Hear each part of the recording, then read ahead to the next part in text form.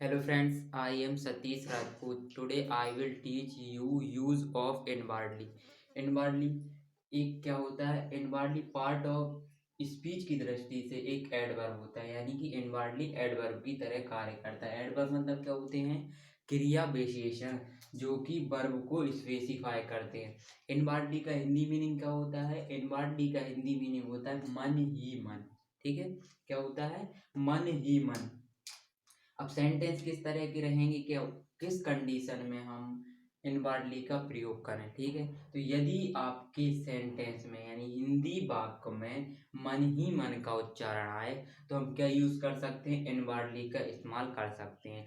जैसे कि कुछ एग्जांपल हमारे पास हैं। तुम मन ही मन क्या सोच रही हो? ठीक है, वह मन ही मन तुमसे प्यार करती है। तो इस तरीके के यदि सेंटेंस आए तो मन ही मन के लिए हम इनवर्डली का यूज कर सकते हैं इंग्लिश सेंटेंस में।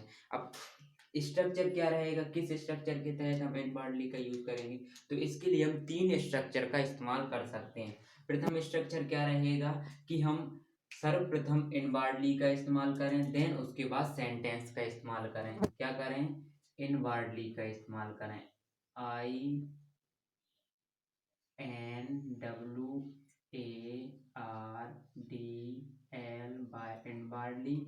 then sentence SENTENCE सेंटेंस का इस्तेमाल करें। सेकंड क्या रहेगा? सेकंड में हम क्या इस्तेमाल कर सकते हैं? सेकंड में हम क्या कर सकते हैं?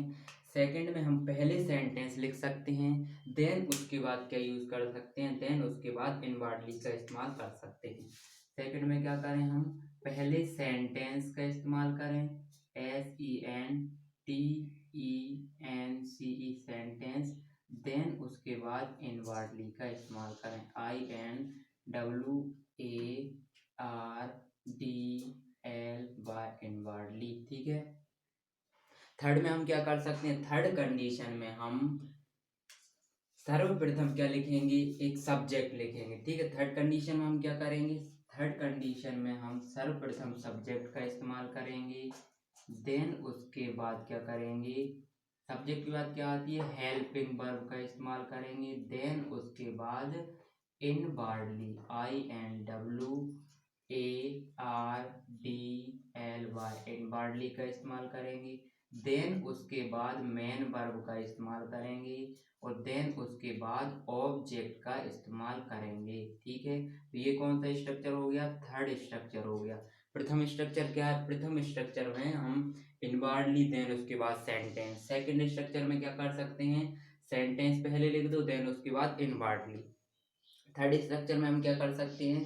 सब्जेक्ट लिखो, देन उसके बाद क्या लिखो? हेल्पिंग वर्ब, देन उसके बाद इनवर्डली लिखो, देन उसके बाद मेन वर्ब और देन उसके बाद ऑब्जेक्ट। देखो, हेल्पिंग वर्ब और मेन वर्ब के मध्य में हमेशा क्या आता है? एडवर्ब आता है। ठीक है, तो इनवर्डली क्या है? पार्ट ऑफ स्पीच की दृष्टि से एक एडवर्ब है। ठीक है, अधिकांश एल वाई वाले जो भी वर्ड रहते हैं वो एडवर्ब की तरह कार्य करते हैं। क्या? जो एल वाई वाले वर्ड रहते हैं, लास्ट में एल वाई लगा है, वो एडवर्ब की तरह कार्य करते हैं। ठीक है, जैसे कि अब हम सेंटेंस बनाते हैं। ठीक है, तुम मन ही मन क्या सोच रही हो? तो क्या करेंगे? तुम मन ही मन क्या सोच रही हो, इसे ट्रांसलेट करते हैं। तो हम देखते हैं, यदि हम प्रथम स्ट्रक्चर के तहत बनाए तो सर्वप्रथम क्या लिखेंगे? इनवर्डली लिखेंगे। तो हम लिखते हैं इनवर्डली, INWARDLY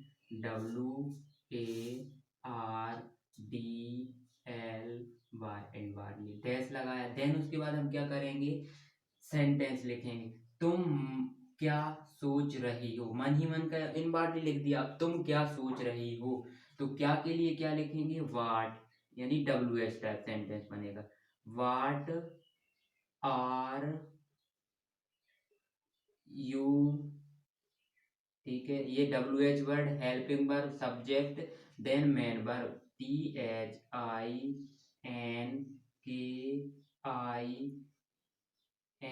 थिंकिंग, देन उसके बाद क्या लगाएंगे? क्वेश्चन मार्क का इस्तेमाल करेंगे।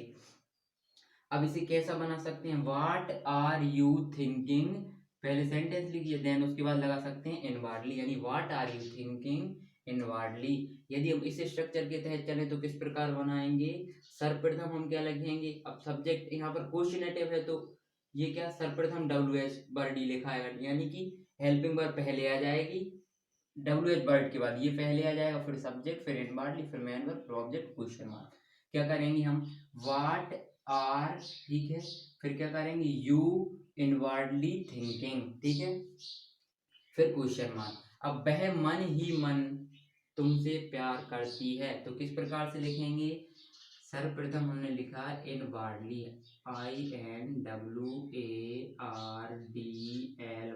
इनवर्डली, ठीक है, फिर क्या करेंगे, तातीते है तो यानी कि प्रेजेंट का इंडेफिनेट है, तो क्या करेंगे, वह के लिए क्या लिखेंगे, सी, ठीक है, और क्या करेंगे, LOVES, लव्स, क्योंकि सी सिंगुलर है इसलिए लव्स, देन उसके बाद क्या लिखेंगे, यू, यानी वह मन ही मन तुमसे प्यार, या फिर क्या कर सकते हैं, सी लव्स यू इनवर्डली, ठीक है, या फिर और क्या कर सकते हैं, थर्ड के तहत सी, ठीक है, फिर इनवर्डली लव्स यू। अब यहाँ पर हेल्पिंग वर्ब नहीं है इसलिए क्या करेंगे, हम डायरेक्ट सब्जेक्ट के बाद इनवर्डली लिख सकते हैं। अगला क्या है, वह मन ही मन मुझे गाली दे रहा है, या वह मन ही मन मुझे गाली दे रही है, तो हम किस तरीके से बनाएंगे, सर्वप्रथम हम क्या लिखेंगे, इनवर्डली, INWARDLY, इनवर्डली, देन उसके बाद क्या करेंगे, वह मुझे गाली दे रहा है, मतलब कार्य कंटिन्यूअस में है, तो क्या करेंगे, वह के लिए लिखेंगे ही, ठीक है, फिर इज लगाएंगे, फिर क्या करेंगे, गाली देना को एब्यूज कहते हैं और उसमें ING लगाएंगे, ABUSING, एब्यूजिंग, देन उसके बाद मुझे इसलिए क्या लगाएंगे, मी, ठीक है, ही इज एब्यूजिंग मी। अगला क्या है, वह मन ही मन मुस्कुरा रही है, ठीक है, तो क्या करेंगे, इनवर्डली, ठीक है, इनवर्डली, सी इज स्माइलिंग,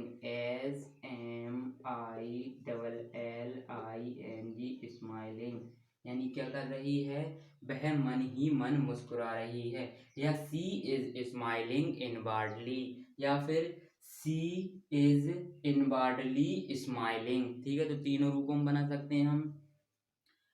क्या तुम इस प्रश्न का मन ही मन हल कर सकते हो, किसी से उसकी कैपेसिटी पूछी जा रही है, क्या तुम इस प्रश्न का मन ही मन हल कर सकते हो, तो किस तरीके से बनाएंगे, सर्वप्रथम क्या लगा हुआ है, क्या लगा हुआ है, क्या लगा हुआ है, इसका मतलब क्या है, क्वेश्चनेटिव है, ठीक है, क्वेश्चनेटिव है तो शुरुआत किससे होगी, शुरुआत हमारी हेल्पिंग वर्ब से होगी, सर्वप्रथम इनवर्डली लिख देते हैं, INWARDLY,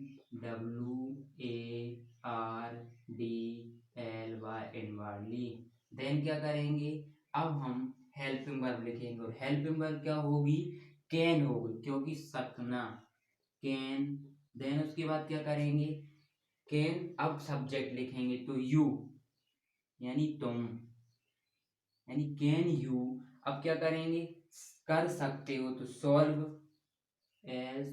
SOLVE, सॉल्व, सॉल्व क्या है, एक वर्ब है, सॉल्व यानी सॉल्यूशन करना या हल करना, सॉल्व इस प्रश्न को या इस प्रश्न को मन ही मन हल कर सकते हो, या इस प्रश्न का मन ही मन हल कर सकते हो, तो इस प्रश्न के लिए क्या लिखेंगे, can you solve this question, this QUESTION,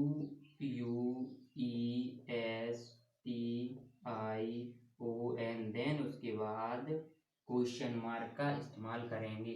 इसे और कैसे लिख सकते हैं, can you solve this question inwardly, या फिर क्या कर सकते हैं, can you inwardly solve this question, तो तीनों स्ट्रक्चर के तहत हमें इसे भी ट्रांसलेट कर सकते हैं।